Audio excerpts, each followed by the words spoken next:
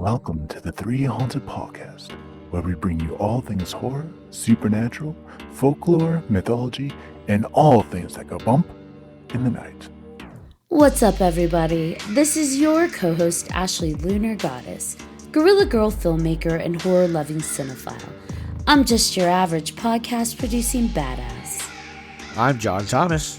Some would say that I go a little too far with my love of all things horror, paranormal, and meta. But I say, talk nerdy to me, and I'm all yours. I'm BJ Sewura, an aspiring paranormal musician who plays live for the dead because the living just doesn't want to hear me.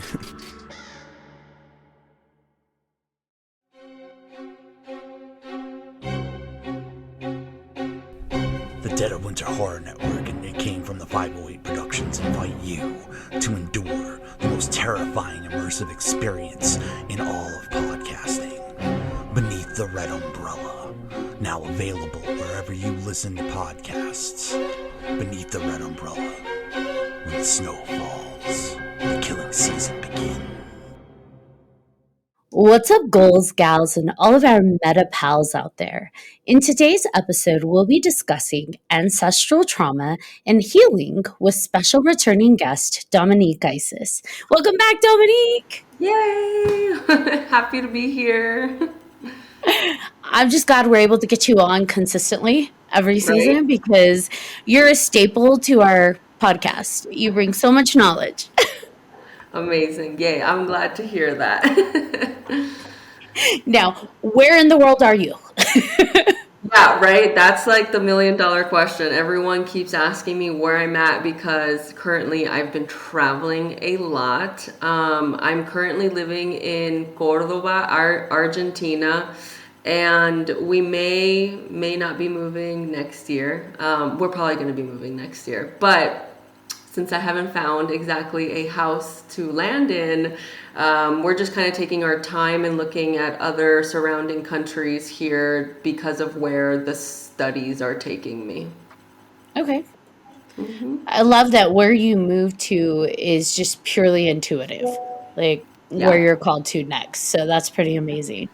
Yeah, it's been that way, and it's really wild because I never thought I would be taking another leap of faith next year to deepen into the ancestral medicines, the sacred medicines, the rites of passage that I'm studying out here. And so I did not expect, like I literally thought, okay, Argentina is where it's at. This is where I'm staying for a long time, and that's like not how it works. Like I'm not in control, so I go where spirit tells me to go. That's so awesome. Now, last time we talked, you were getting prepared to go start your Vision Quest journeys and like the process through that. How's that going? It's going good. I just did a live today on my Instagram talking about what Vision Quest is, the lineage it comes from, just a little bit of like, why we're doing this, what does this experience look like. So we just talked about that because my year 2 on this path is coming up now in February. And I actually have a friend from the United States that has decided to come and move her life here for a few months. And she's going to be what's called a support person at Vision Quest. So she's going to come and experience the crazy things that I'm a part of. So it's going good. So we're in preparation mode right now. That's amazing. So you're in Argentina right now, right? What kind of what's big there with what you're working on? Like, is there a specific like discipline that's like very popular in that area where you're at? You mean in like terms of the work I'm doing or the country itself? Yeah, the work.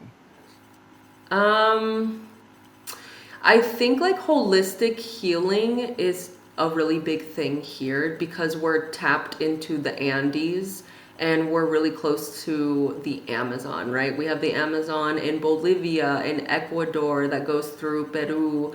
And so I feel what's really big here is people really give a shit about their health. There's a lot of alternative healthcare places and practices, and that's something that people really are into over here. And I think that's why this move like worked out so well for me in terms of just like who I am and what I practice is basically everything I was looking for, I found very easily here. Does that answer the question? Yeah, yeah, Yeah. absolutely. Yeah. So when I reached out to you, I was like, we want you to come back. What do you want to talk about? Because you have just a wealth of knowledge and you're ever evolving and ever learning through your journeys. And I love watching it. So when we talked to you and I talked about ancestral trauma and healing through that. So what brought you into this world of ancestral trauma? Oof. My family, my own need to heal within my family dynamics. Um, I think I'm like so passionate about ancestral healing just because of my story of life, right? Talk about like I came from a really hard household that, unfortunately I had to go through a lot of domestic violence and abuse and alcohol addiction and um, drug addiction with my family, and I had to grow up watching a lot of that. And I've seen over the years how much it's affected me, affected my health, my mental health, my emotional health, right? And in my family, the women specifically are have tended to take like antidepressants and a lot of like medications for their pain for what they were dealing with. And I wanted to go a different route. I wanted to, look at these things in a deeper way and find out how I can cure myself, heal myself ancestrally, so I don't have to live the same story as my parents, so I don't end up like them. And through that like investigation and curiosity of how can I do this in a different way, that's what led me to ancestral healing. And I've seen just how much it's changed my life and how much it also helps people in their day-to-day life, because I truly feel that we don't just come with our trauma of what we've experienced. If not, it's a lot. It's ancestral baggage. It's a lot of what's happened in our family lineage that we're carrying today. And I just think that it's like one of the missing, if not one of the most vital pieces to healing, but one of like the missing pieces to trauma work. Like people talk a lot about trauma work and therapy and somatic healing and, EMDR, right? There's like so many techniques, but I feel that constellation work or ancestral healing gets like missed a lot. And so, that's what got me to investigate this world of healing is how can I heal my relationships in my family so I can also carry out healthy relationships with like my friends and my partner and if I have kids in the future. And when we talk about ancestral trauma, we're speaking to it. What we have listeners that they're new to this, and I sometimes we forget. We hear a word and we're like, "Oh, I know what she's talking about," but they don't. So when we say ancestral trauma, what do we mean?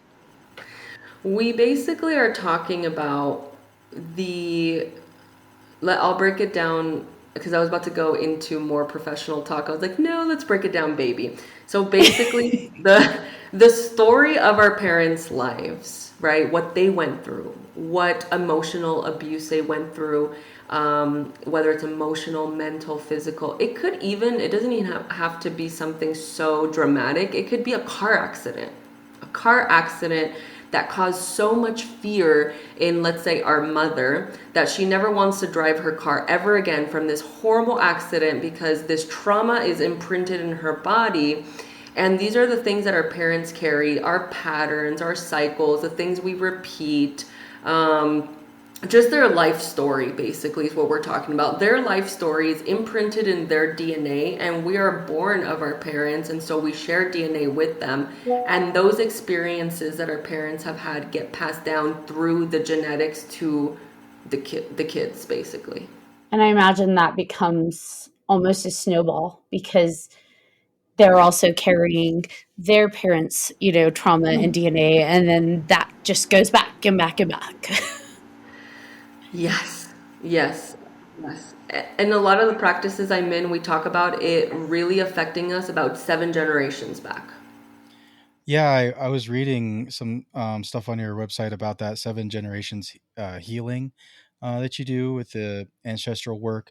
Um, I'm very confused about all of it. It's very interesting to me, but I'm also like, it's when it comes down to like your ancestors, like can you like so there's reincarnation, right? And so can you be a reincarnation of an ancestor, or is that like I don't know how to like combine the two, right?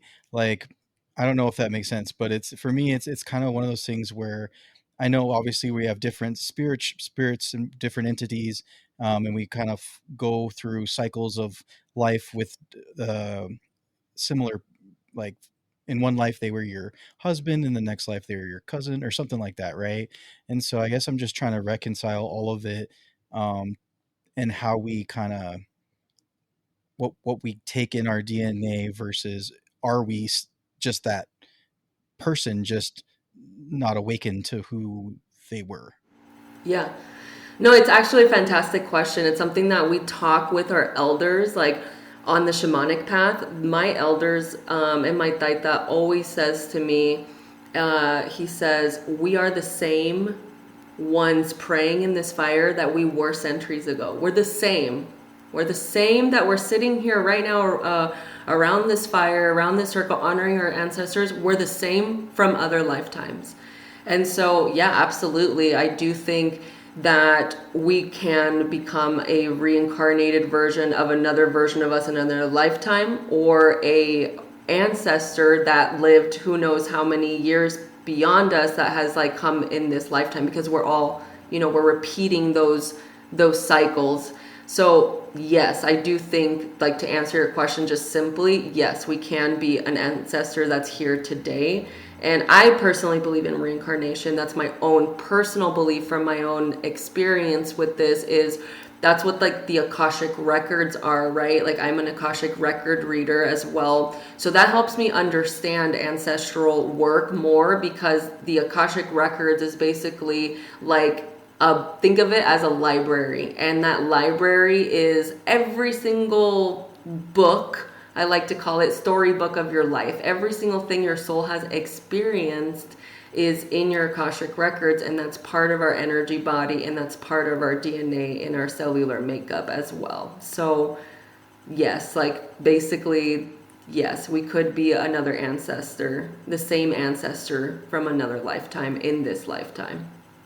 Yeah, that's really interesting to me. It sound like for me, like my grandpa died before I was born. Basically, my mom found out she was pregnant with me at the funeral or after the funeral, and so and that's kind of how I got my name. And so, I don't know if it's that quick, like if it would be something where like now I'm actually my grandpa, like I was, a Mm-hmm. reincarnated Mm-hmm. version of him, which is weird because like I've seen pictures of him as a kid and he looks like identical to me, which is really weird. Yeah. And so Who's to say no? I have no idea how fast necessarily those things happen. A teacher of mine, a psychic teacher of mine, one time told me that Scorpios specifically reincarnate the fastest, because she works specifically with astrology and zodiac signs, and I thought that was fascinating. And I was like, really, the Scorpion? I wonder why. Like I never got like the why. I wish I would have asked her. I just was like, wow, okay, yeah, that makes sense, because the Scorpio sign means death and rebirth. And so I can kind of see how that would maybe happen more naturally with like a Scorpio. But who's to say? I mean, I'm not going to say no. You very well could be. I do believe that that's possible. I have heard of crazy stories like that from other people before, where they're like, this ancestor passed away, a great grandfather, and then a few years later they have a child, and they swear to God it's the same soul. right. So I think it's possible.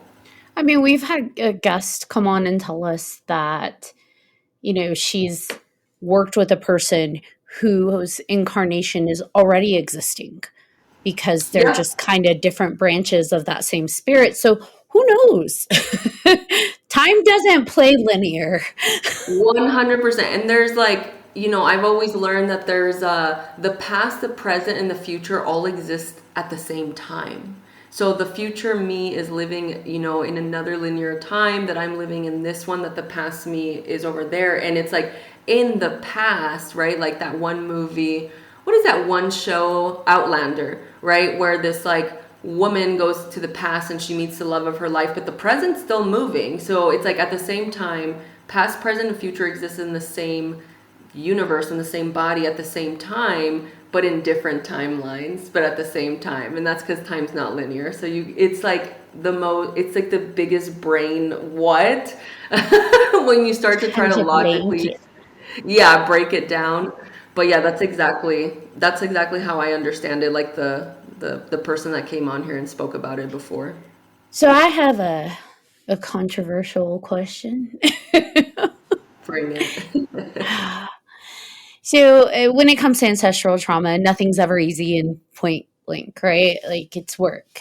However, when we talk about things that hurt us or continuously pull at us or fracture us, when it's a person or it's a past life connection, we talk about cord cutting and doing different cord cutting ceremonies and calling your power back from other timelines, other, past, present, future, all around.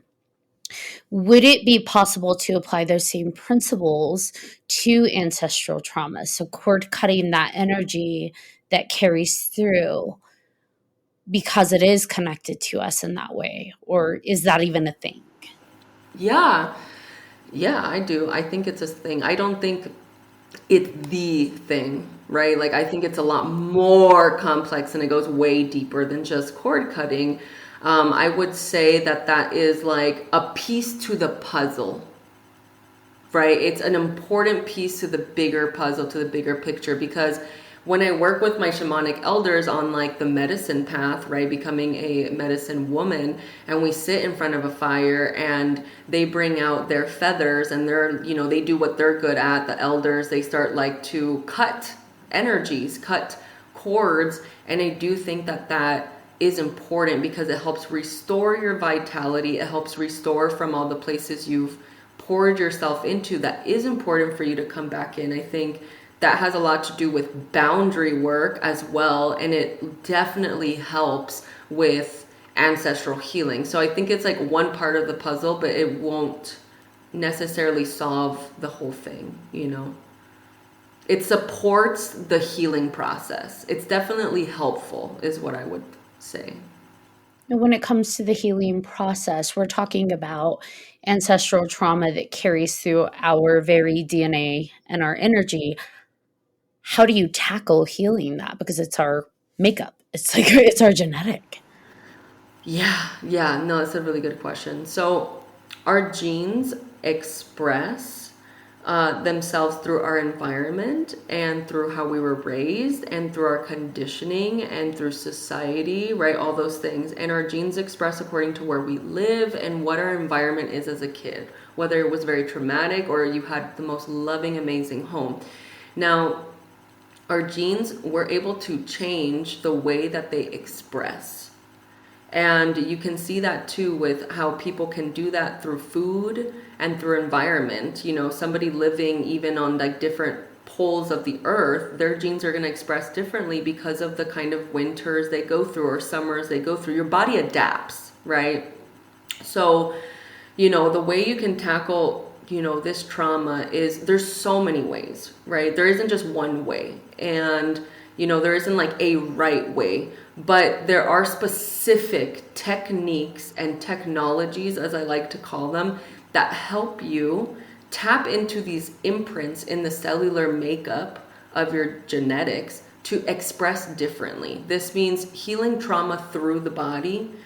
Because there's a lot of now research that is talking about somatic work, right? And how amazing somatic work is and how it's really the key to tackling trauma in general as a whole versus just talk therapy, which can really trap you in loops and can worsen someone's traumatic experience because it's forcing you to constantly relive it. So it creates a loop in your brain and you can't get out of that. And it's because trauma doesn't just exist here. Really, like we have the memory, like we can remember, okay, this, and this happened, right? But there's also a lot of memories that we can't remember and can't tap into. And so trauma really lives in the body. That's just like the truth of it. Trauma is in our body. It's not in our mind, it's in our body. And the only way to express that out is through techniques and work that's going to help you address that through the body. So I can't speak for everybody else that does ancestral healing. I've seen constellation work be super effective and amazing for people that are trying to heal this trauma through somatic work, through visualization, through breathing, through role play. Constellation work is also role play. It's like you with multiple people together playing out something specific in your family. And I'm not a constellation therapist, but I have seen the benefits. I've also done some constellation work myself and have like seen immediate results.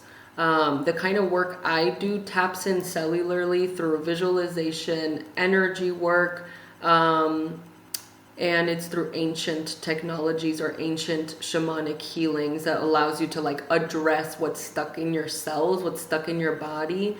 And once you move a lot of that energy out, then you start practicing, you know, once the trauma and fear is no longer in the body, that's like keeping you from being able to break the chains, as they say, or break a pattern or a cycle, it's easy to make that change. You can make that change now very quickly to cut a pattern or a cycle you see yourself repeating in over and over and over again, because the traumatic like response to that is no longer having dominion over your life.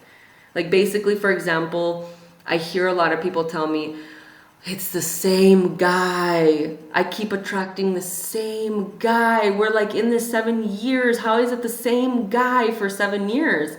And it's because their body, they're still having that energy that is attracting this kind of person. They're still attracted to this same different person, same personality or loop that they can't break out of, because they have to be able to do that deeper healing in order to choose a different partner. How does that work when you go back, like the role play and addressing trauma in the present when, you know, we're 7 generations back in ancestral trauma?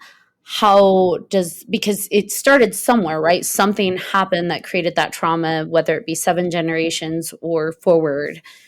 So how would you role play that out in the present for something so far back? Yeah, it's an amazing practice, because when you are doing those role playing, you're with the people in the room, it's also energetic work. So the energetics of said ancestor is going to come through that person, and they're going to play that dynamic out.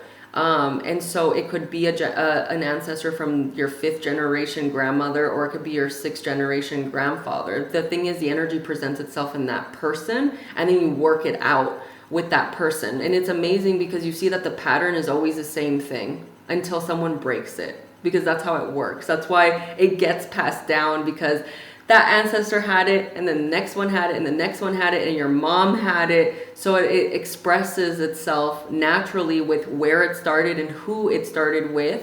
And that's the energy that presents itself in that person's body. Now that person, it's amazing how constellation work is, because it's not like, let's say, Ashley, you're going to play my mom. You don't know who my mom is. Like, that's not like someone doesn't tell you, hey, by the way, her mom was this and that. It doesn't work like that. It's this really wild experience where the therapist is taking everybody through like a meditative journey, where the people are naturally channeling the energies coming through from the person's ancestor. And so you just start acting and behaving a certain way according to the energy that you're feeling. And you start naming the feeling. Okay, this person has a lot of depression, a lot of sadness.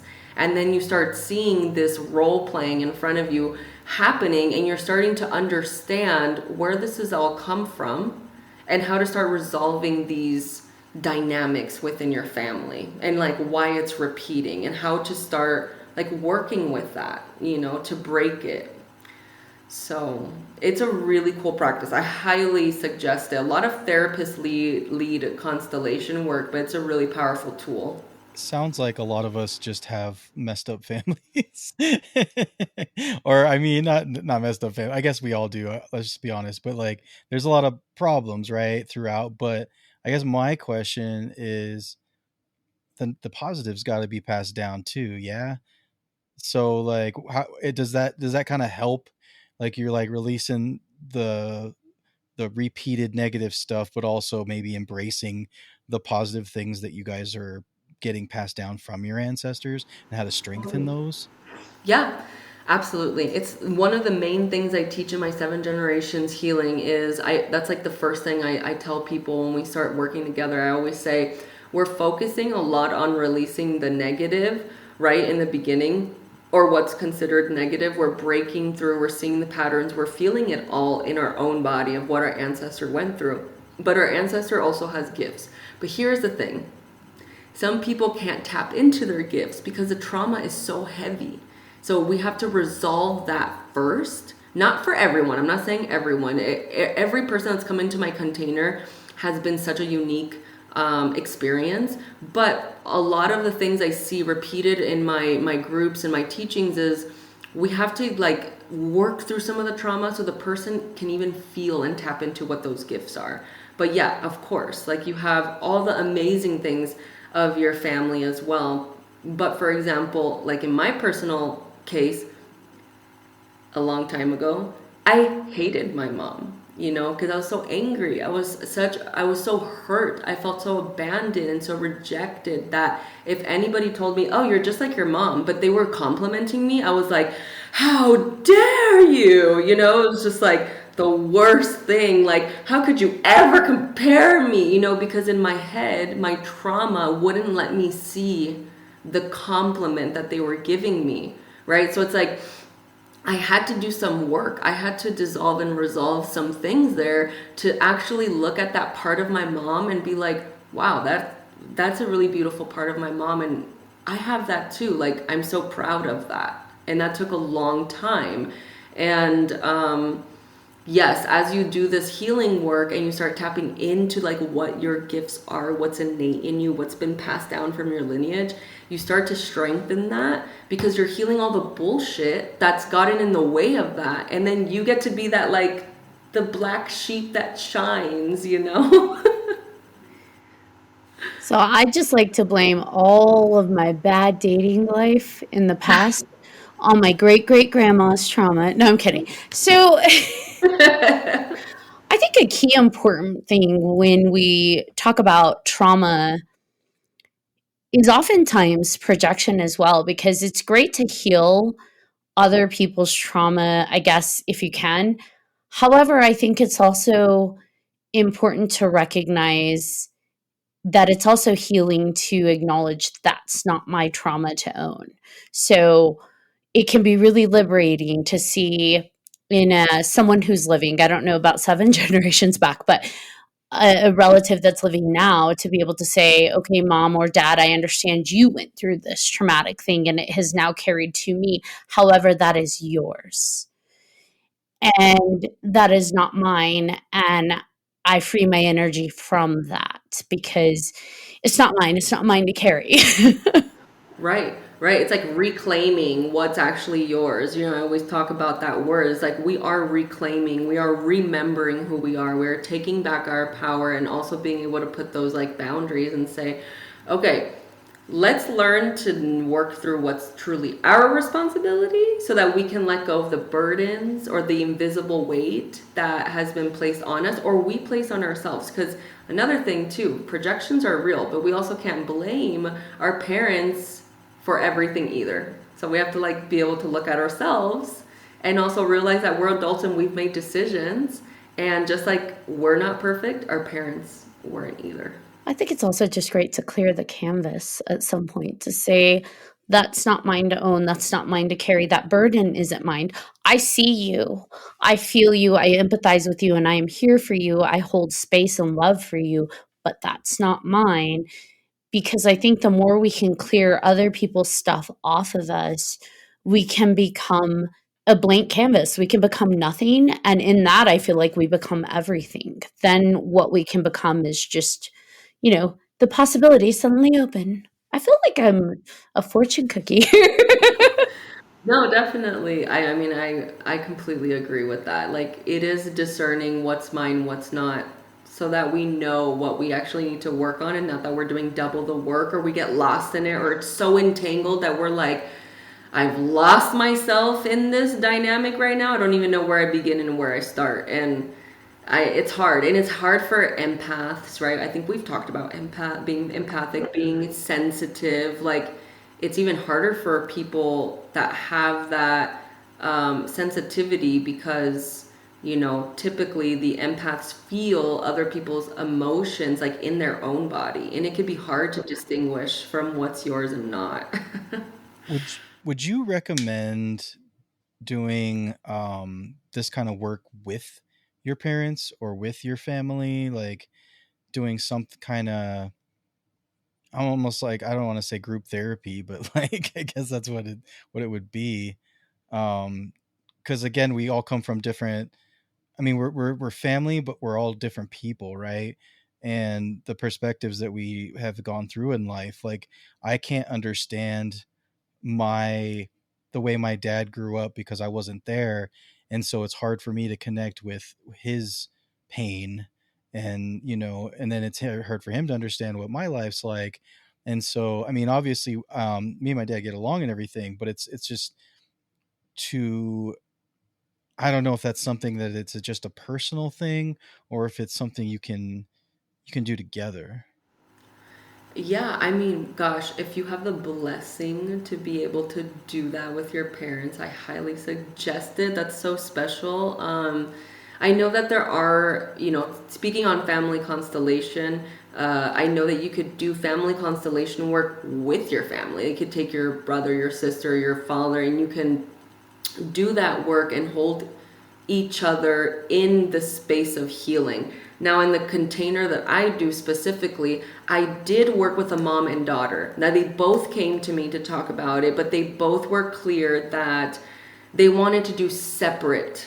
They wanted to do my course separately. So, like, basically a one-on-one container, working with the mom on like Mondays and working with the daughter on Fridays. And so I did do that for both of them. And then at the very end of the container, when we were done with all the work, I brought them together, and then I had them do some work in like a group session, the three of us, to close out all the healing, all the work we did. And it was very special. It was so special to witness like what happened from the beginning to end, and to see how much their lives have changed. Like, this was like a daughter that lived across the country, wanted nothing to do with her mom, left her family when she was very young, to coming into my container and then moving back to the same country where her mom lives, and basically reestablishing a relationship again, which she told me, I never thought I would ever do this. And her mom told me, I never thought I would ever have my daughter back. And that was just like, wow, like that was a revelation for me. I started to realize like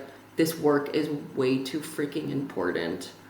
So yeah, I did have something I wanted to ask you, because you've talked about some of your clients, some of the people that you've gotten to work with. Has there been any kind of situation recently that just kind of blew your mind, that was just something that, when you were working through it, and you talked about the family with the mother and the daughter, that was an awesome example. Are there any others that you can think of that just, I don't know, just, I don't know about, like, maybe, I don't know if heal is the right word, but just found their way past what they were dealing with?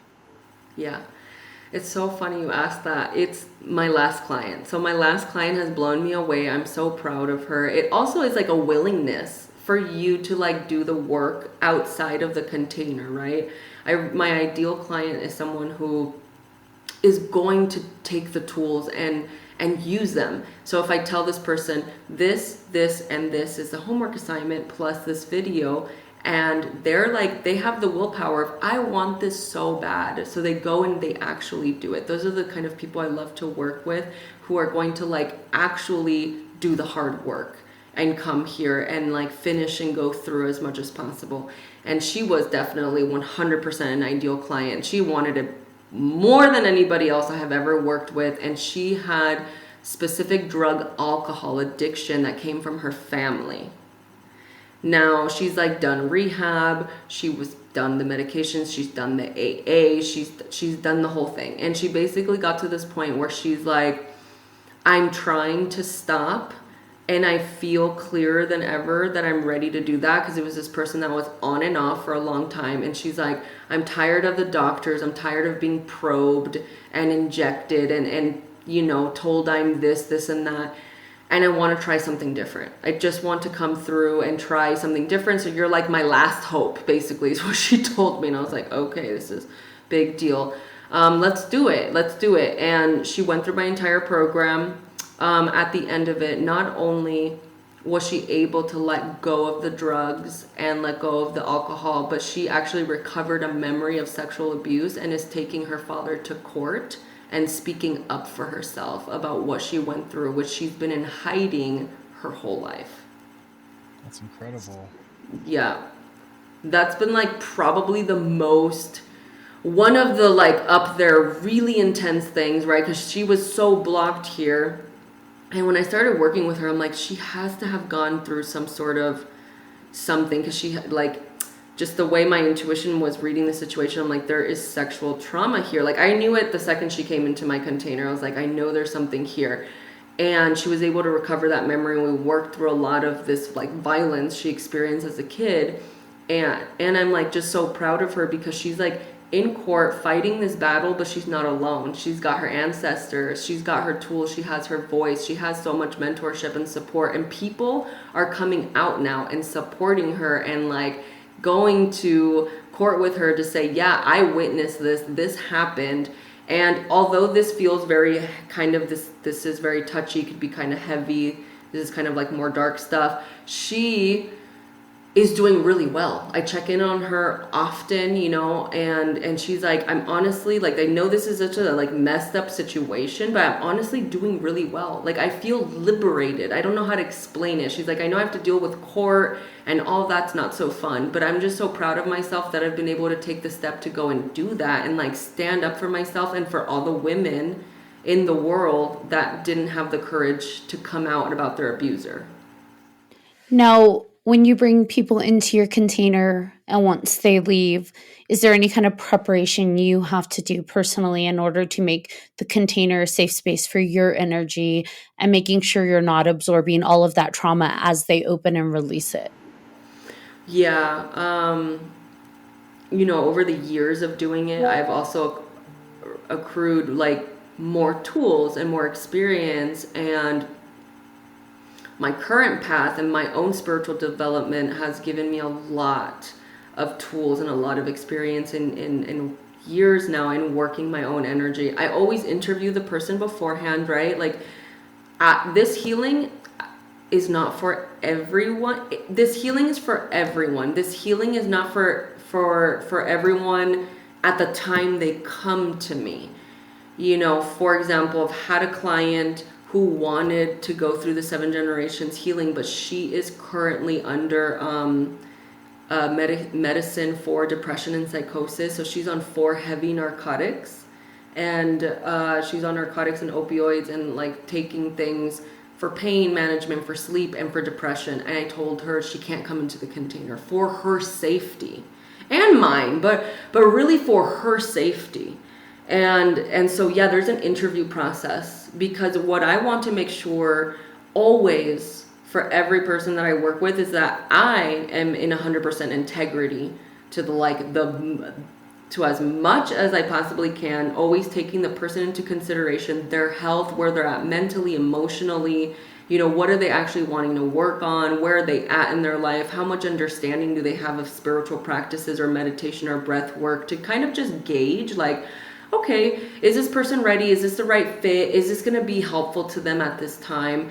And so, yeah, there is some prep work on my end, on the person's end, and there's practices I start giving them beforehand. Sometimes we even, like with this person that had the drug abuse, she promised to let go of all drug and alcohol and signed a contract with me that as long as she's working with me, she would not be taking any of those things. And she didn't.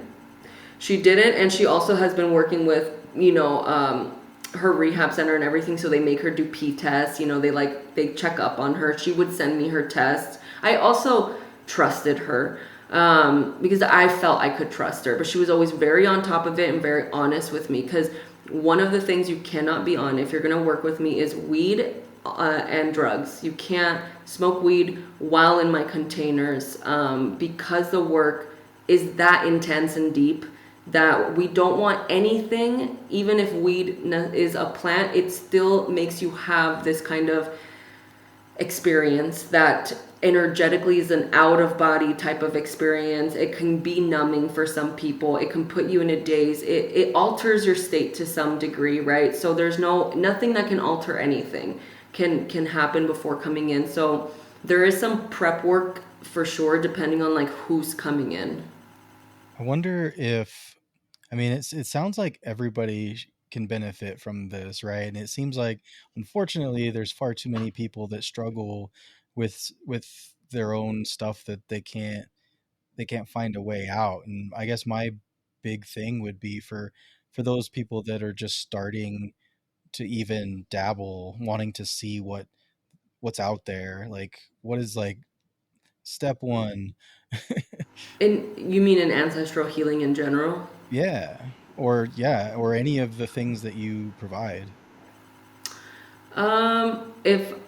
If I'm talking in general, I'm gonna go back to constellation work, because I think that's a fantastic, like, for everyone, kind of more beginner. Again, I don't facilitate it, but I think that is like a really good place for people to work to start, or even somatic work. Just working with a somatic trauma healer it can be really beneficial, because it starts working with the energies that are trapped in your body so you could release it. And there's a lot of different types and styles of somatic trauma healing.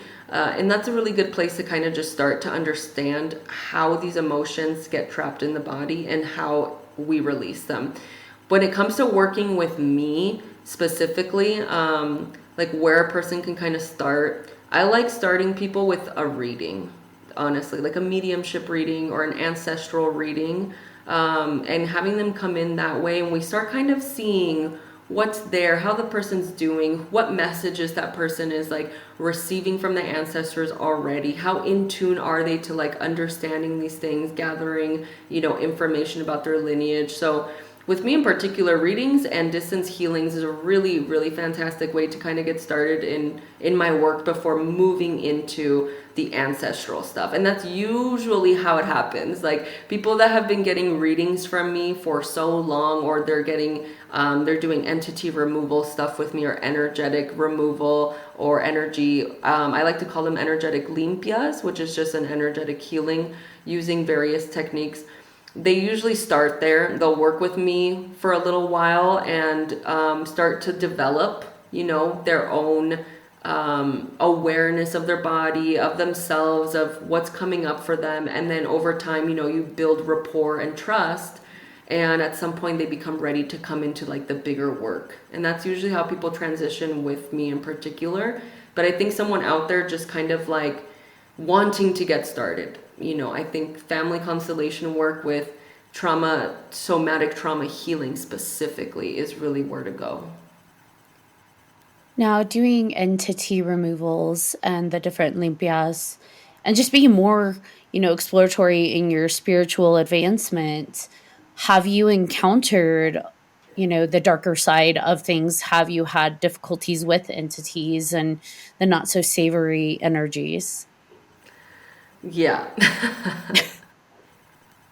It's like, yeah. Were you prepared for that? No, but I had no choice. As it goes. God, not to be dramatic, it's like do or die, but really yeah, I have seen, I work with very well-known shamans and elders from the Andes. I've seen my fair share of things I never thought in my life I would ever see, and things that I like still to this day almost can't even comprehend what I was seeing, and I can't believe these things exist. Like it's like living, it's like my elder always tells me, we live in two worlds at the same time. We have one foot in the spirit realm and one on earth, and those are the two realms we're managing 24/7. Now, I'm no elder by any means, so I can only imagine their level of what they're experiencing and seeing all the time when I have, relatively in this particular path just kind of started, and I'm already feeling the intensity of all these things that I've seen, that I'm like, holy shit, there's more? Like, it's amazing and fascinating to me. But yes, so I'll tell you about the latest person I worked with. I had a friend, a good friend of mine, have very intense paranormal activity at her house, like cabinets open, closing, things being moved around. Like, she would have her cup on the table, and then she would leave to the bathroom and come back, and her cup was like somewhere else. And she's like, I swear to God, Dom, you know me, I'm organized, I'm not crazy. I like had my cup here, I went to the bathroom, I came back to grab my cup, and it was in the kitchen. Like, how did it move from over here in the living room all the way to the kitchen, just sitting there pretty? Like, just random stuff. She said she was having weird smells in her house, weird dreams. And so then I said, okay, well, I did the testing. I was like, okay, well, let's do the test, the Discarnate entity test. So she put salt all over her floors, because I told her to do that, and just see if we could find prints.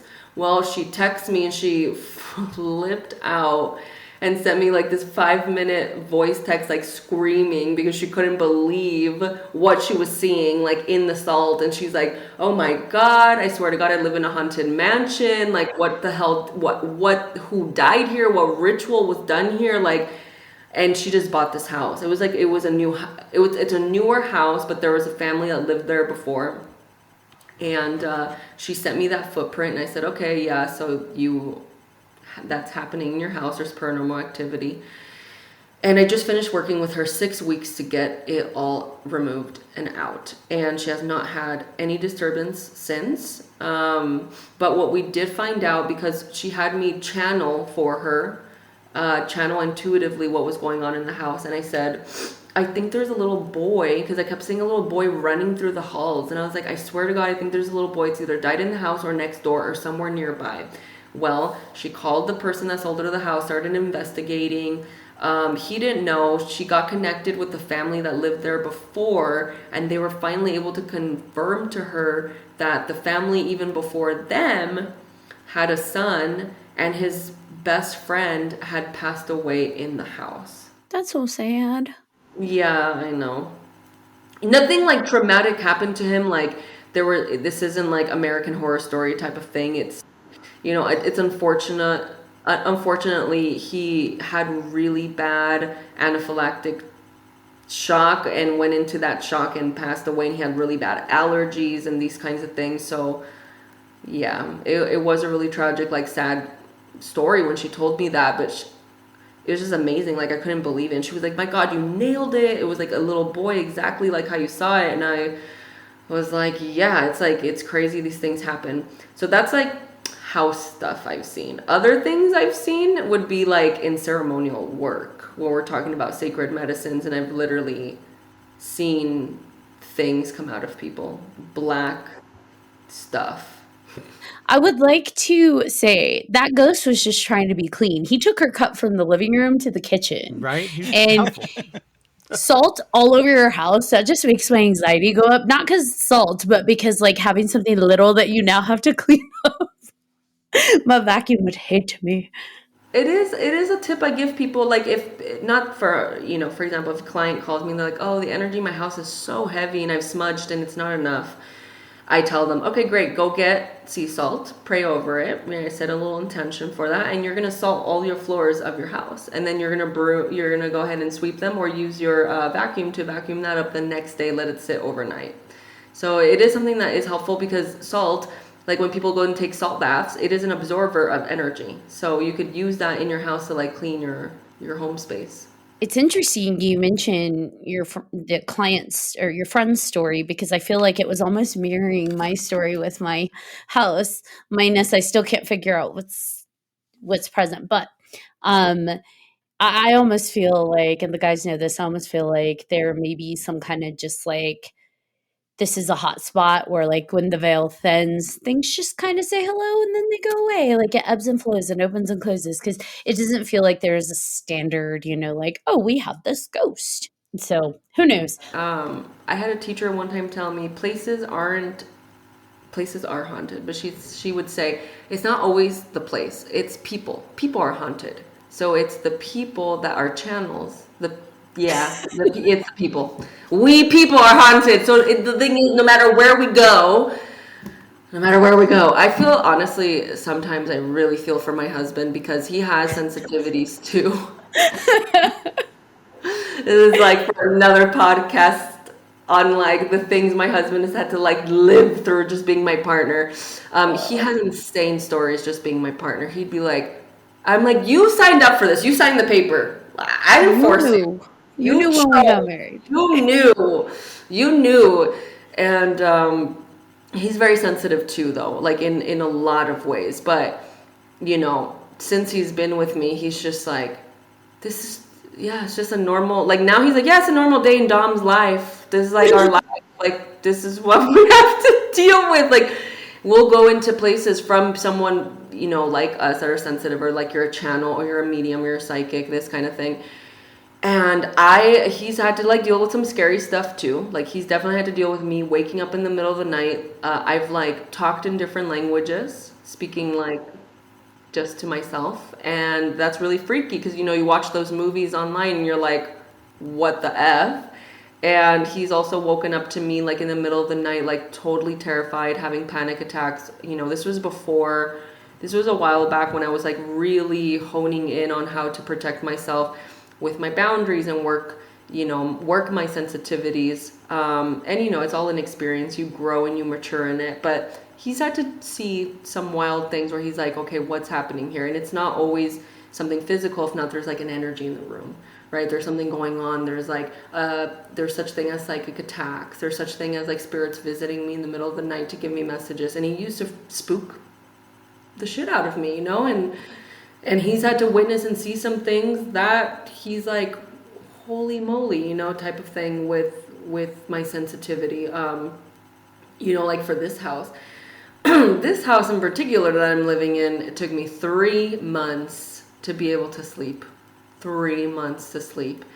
And when, this is Argentina. Houses are old. They're old.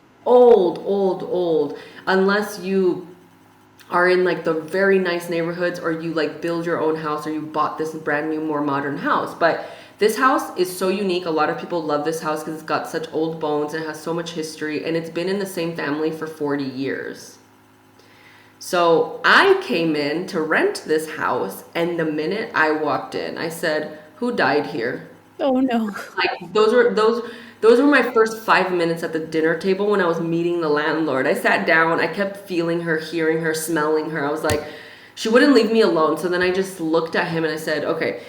So by the way, you meant the landlord at first. You meant the spirit. I'm like, you were feeling and smelling the landlord. the spirit. I smell things on the landlord. No. I was like, dang, Dom. No, not that crazy. No, at dinner, like in the house, the landlord, right? This is Argentina. They all invite you. Like if you're gonna rent their house, they want to break, bread with you. They want to get to know, who is this person that's gonna live in my home and take care of it. So when I sat with the landlord, I was smelling the wife and seeing her literally with my eyes. I was like, and she was like right there, and I'm like, OMG, like what do I do about this? So I looked at the guy and I turned to him and I said, okay, listen, so this is what I do for work. This is what I do for a living. And he's looking at me and he's like, okay. And I said, yeah.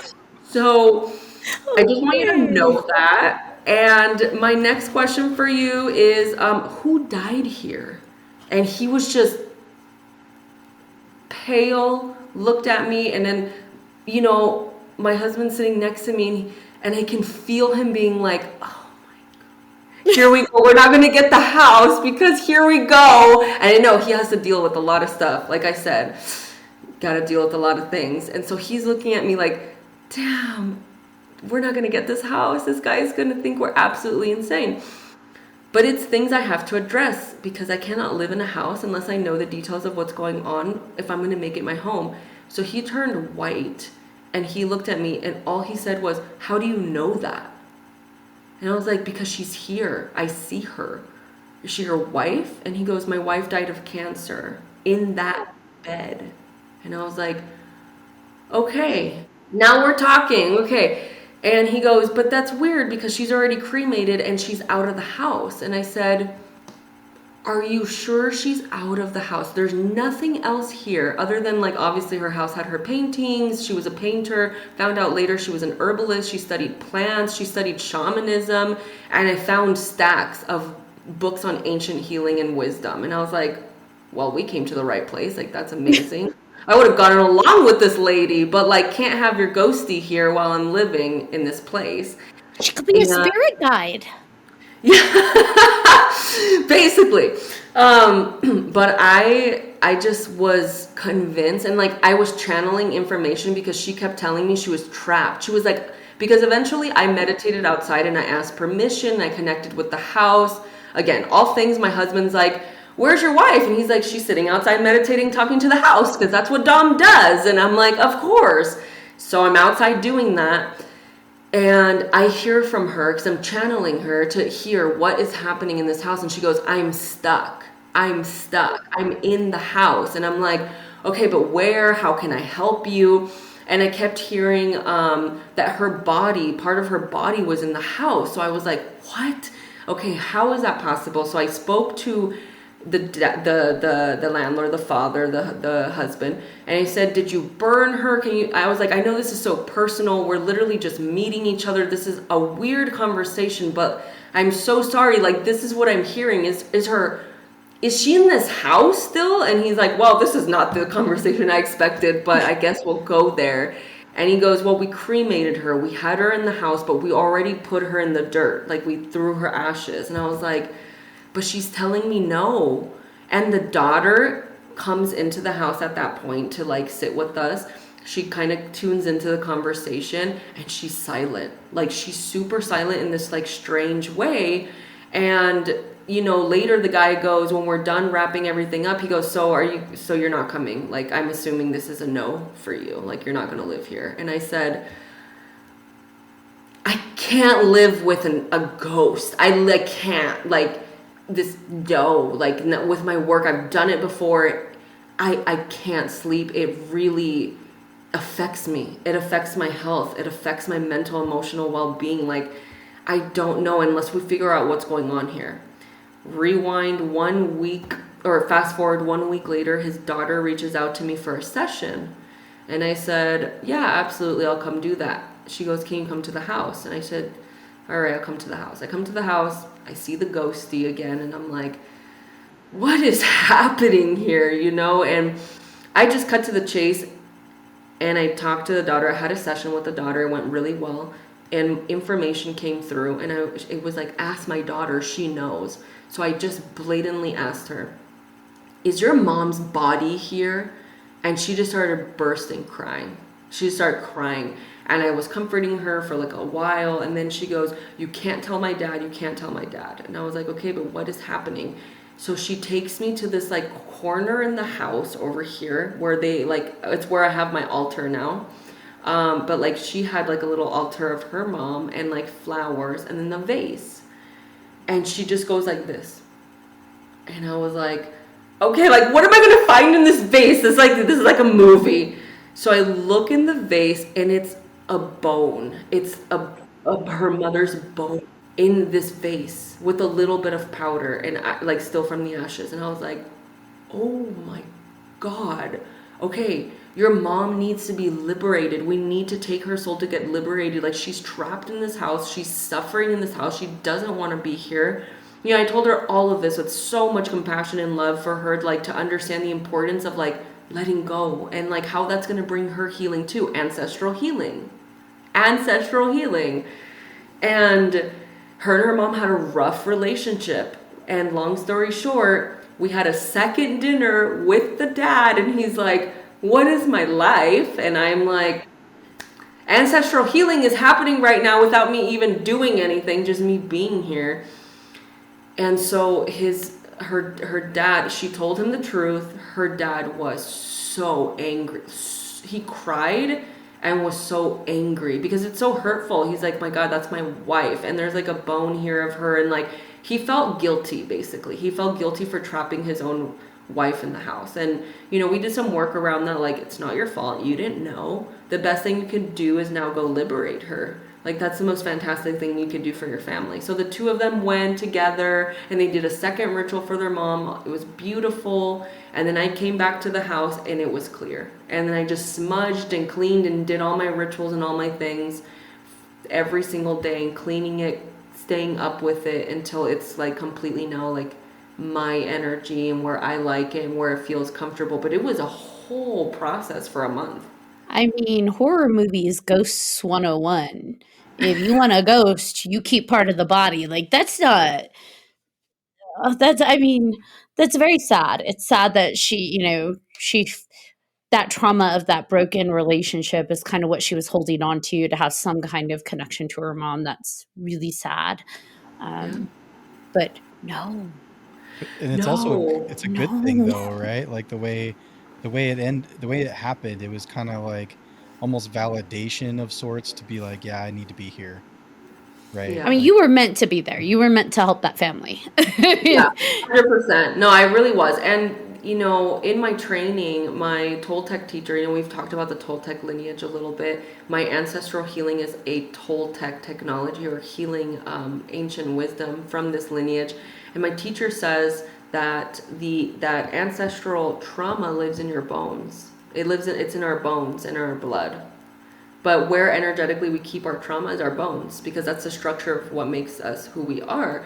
So I just find it symbolic that a literal bone was in the house and that they had a broken relationship that was able to be mended in the end. And now the two of them, they're like my besties. They come over here all the time. Like, the landlord calls me like, "What are you doing?" And I'm like, "Oh, I'm just here at the house." And he's like, "I'm going to come over." I'm like, "Fantastic." And his daughter comes over for sessions. She'll come over for tea or mate, and I'll see them at the grocery store, and we get along great. So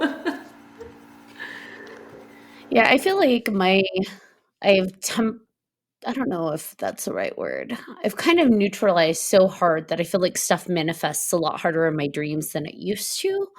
But it also, because you know me, I've not been a seer, and for 4 seasons I've been like, I never want to be a seer, haha, to all you people that could see.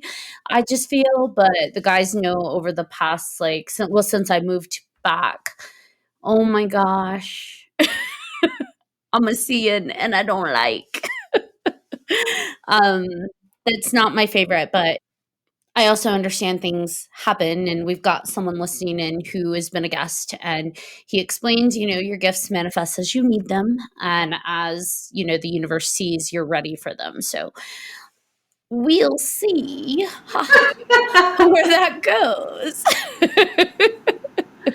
definitely. We're also like in that time in the world right now where so much is shifting, where, you hear a lot about like the earth changes and the like energy of the planet is shifting, and you're hearing about solar flares and the astrology updates that Pluto is out of Capricorn now and has been there for 15 years. And there's all the shifts, a lot of shifts going on. And so because of the energy shift of where we're moving to, also a lot more people are tapping into their gifts, and everybody's becoming more sensitive because of the energy that is being blasted on the planet during this time. And I totally do agree that like your gifts can totally come out in a, like, I agree with that person. I think our gifts are always there, right? But I do agree that like it has happened. I've seen this happen before. We're in a state of crisis, like a gift like got activated because that state of crisis for that person, they needed that to like open up during that time for them, and they come as you need them. So I've definitely seen that happen before. I'm going on a trip to Mexico with my family in a week, and we haven't really done a family trip together in a really long time. And we're actually going to have all of us have time to just be together and not have to deal with anything in life, right? Do you have any suggestions or advice for something that we could do? It's really interesting. It's not so much as an activity as much I was going to give 2 pointers, which I'm so glad you asked that question because this is beautiful to close with. Yay. Yes. Thank you, VJ.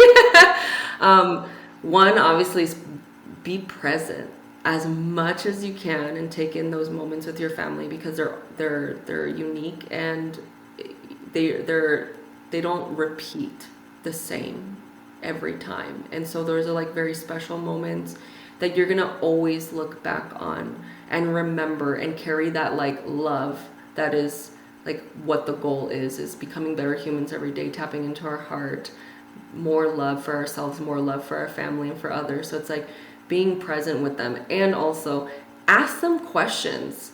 Ask them questions about your great grandparents and your great great grandparents and your great aunt, because the reason I say this is I really wish I had my parents here right now, because it's through my path and through the visions I've had, my own channeling work, the medicine path, my dreams, that I've gotten to know my lineage and actually get to see and understand where my family background comes from.